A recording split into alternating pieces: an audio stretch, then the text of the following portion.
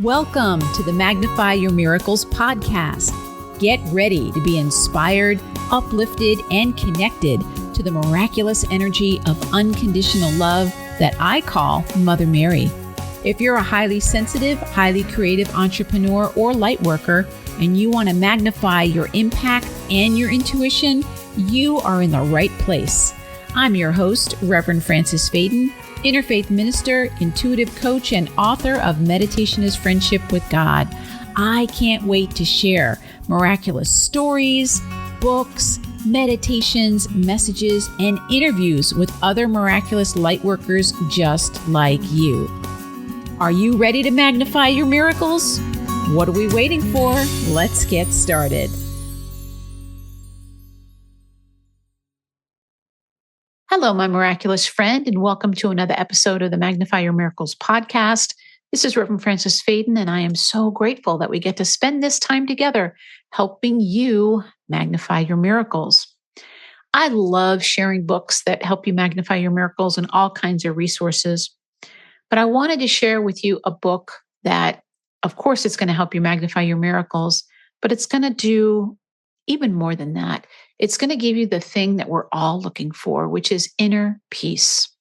This book by Paramahansa Yogananda, Inner Peace, How to Be Calmly Active and Actively Calm, is a book that I think everybody should have and read and reread, especially in this upcoming year that we're in.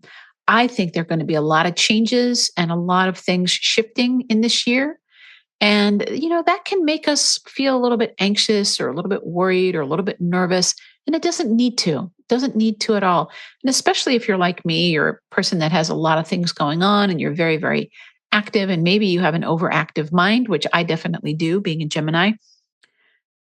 To be actively calm and calmly active is just reading those words make me feel better. Like, oh, it's possible to be active. It's possible to have everything that you need done, and still maintain your calm. And it also is possible to be calm and then also go into action when you need to. And that's what Paramahansa Yogananda is wanting us to do. So I'm going to be sharing some things from this book with you, and then I'm going to open it randomly and use it like an oracle and see if we can get a message from Paramahansa Yogananda today. But before we do that, let's practice some peace right now and take a breath together. And as you bring your awareness to your breath, letting your body, mind, and spirit come into this moment,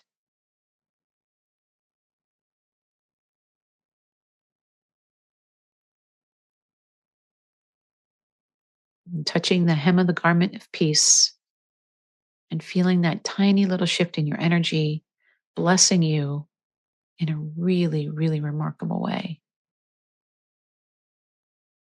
Just the slightest touch of peace can change your whole day and your whole outlook. And knowing that whatever you need to hear today to help you magnify your miracles is exactly what you're going to be hearing. Let's take one more deep breath together in gratitude, and we can begin. All right, my friends. So this is probably the third book by Paramahansa Yogananda that I am sharing with you, and I'm going to read you something just even from the book cover. He says, ordinary life is like a pendulum, ceaselessly swinging back and forth. The peaceful person remains calm until he's ready to work, then swings into action. As soon as he's through, he swings back to the center of calmness.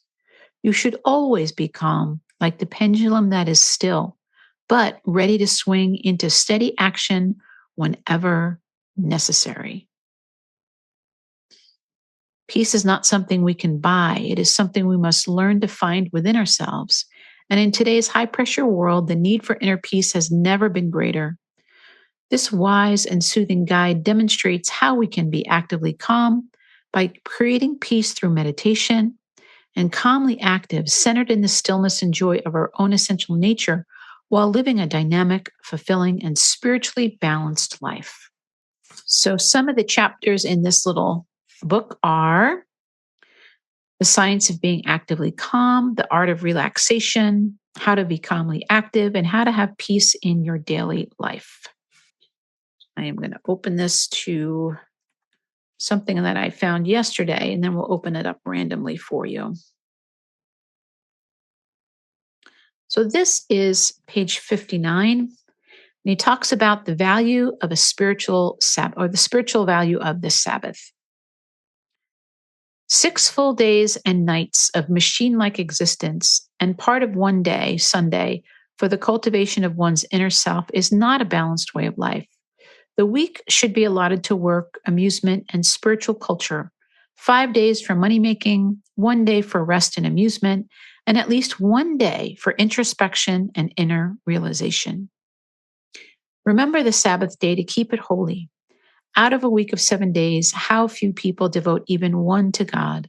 To keep apart 1 day for Him is in the best interest of your own welfare. Sunday is the sun's day, the bright day of wisdom.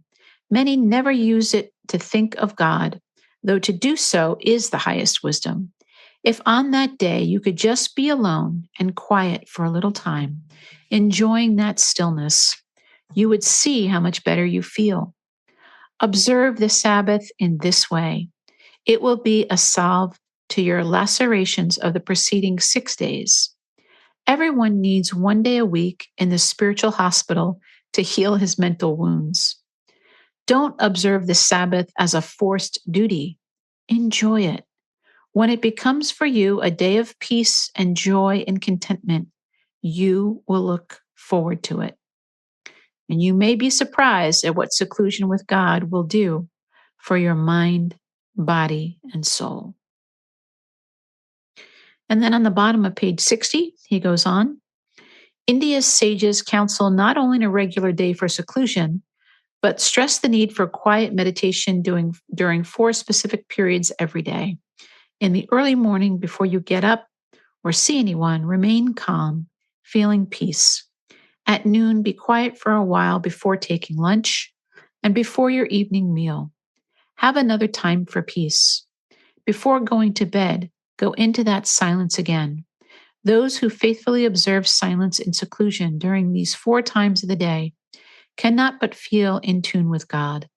Whoever cannot manage 4 times a day should observe each morning and evening a period devoted to God. By doing this, you will have a different, happier life. I love that. All right, now I'm going to say a little prayer. Paramahansa Yogananda, what is the message that you want to give to all the listeners of the Magnify Your Miracles podcast? And I'm going to open up your book randomly to the page that you want me to read to them. All right, this is the first page of chapter 3, The Spiritual Art of Relaxation, Removing Stress from Body and Mind. Page 41. Physical culturists, health enthusiasts, and spiritual teachers all talk on the subject of relaxation. Nevertheless, few persons understand what perfect relaxation of body and mind really is, or how to achieve such relaxation. Even as an automobile standing with the engine running burns energy, so also many persons, even though they may be sleeping, sitting, or lying down, are actually partly tensed, low, medium, or high. According to the degree of their mental nervousness, they are thus burning energy even when their bodies are apparently at rest. Sometime when you are sitting or lying down and feeling completely relaxed with the breath expelled, make this test. Have someone lift your hands or feet a little way and then drop them. If your limbs fall with a thud without even an involuntary effort on your part to lower them gradually, you are relaxed. Anytime you are tired, worried, tense the whole body, then relax, throwing your breath out, and you will become calm. When only low or partial tensing precedes the release of tension, not all tension is removed. But when you tense high so that you are vibrating with energy and then quickly relax or let go, you achieve perfect relaxation. So this is his relaxation technique. If you're not a follower of Yogananda, I'm going to read this on page 43. This is something that he brought to the West, something that he developed. And he calls it tense with will. By command of will, direct the life energy through the process of tension to flood the body or any body part. Feel the energy vibrating there, energizing and revitalizing. And then relax and feel. Relax the tension and feel the soothing tingle of new life and vitality in the recharged area. Feel that you are not the body. You are that life which sustains the body. Feel the peace, the freedom, the increased awareness that comes with the calmness produced by the practice of this technique. That's something that he called the energization exercises, which is a really powerful technique to do to become more consciously aware of being able to bring energy into your body. So, my friends, this is the book that came to me to share with you, Inner Peace, How to Be Calmly Active and Actively Calm. I think this is the book that everybody needs to have on their nightstand, need to be reading it a little bit every day and practicing inner peace. Practice the energy of peace. And don't let yourself be tossed around by the news, by what's going on with the people in your life, by what's not going on by the people in your life, by circumstances not being exactly as you'd love them to be. Don't let life toss you around like you're a little boat without an anchor. Let inner peace be your anchor. And I know that this book is going to help you do that. So, my friend, I hope that this resonated with you. If it did, please share it with anybody that you know who might be in need of a little inner peace. You can share it on social media or just share it with your friends and family, whatever works. I appreciate everything that you're doing to help me spread the light and get the word out there. I really, really appreciate everything that you're doing. It's been such a blessing for me, and I thank you from the bottom of my heart. Remember, as always, my friend, that your miracle is already here. It's already here. And we will see you next time. Take care. Bye-bye.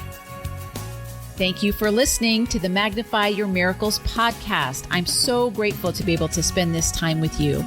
If you want even more inspiration, feel free to visit my website, francisfaden.com or magnifyyourmiracles.com. And if you did enjoy this episode, I would really appreciate it if you left a review on iTunes, Stitcher, or wherever it is that you connect with awesome podcasts. Remember, the key to magnifying your miracles is remembering that your miracle is already here.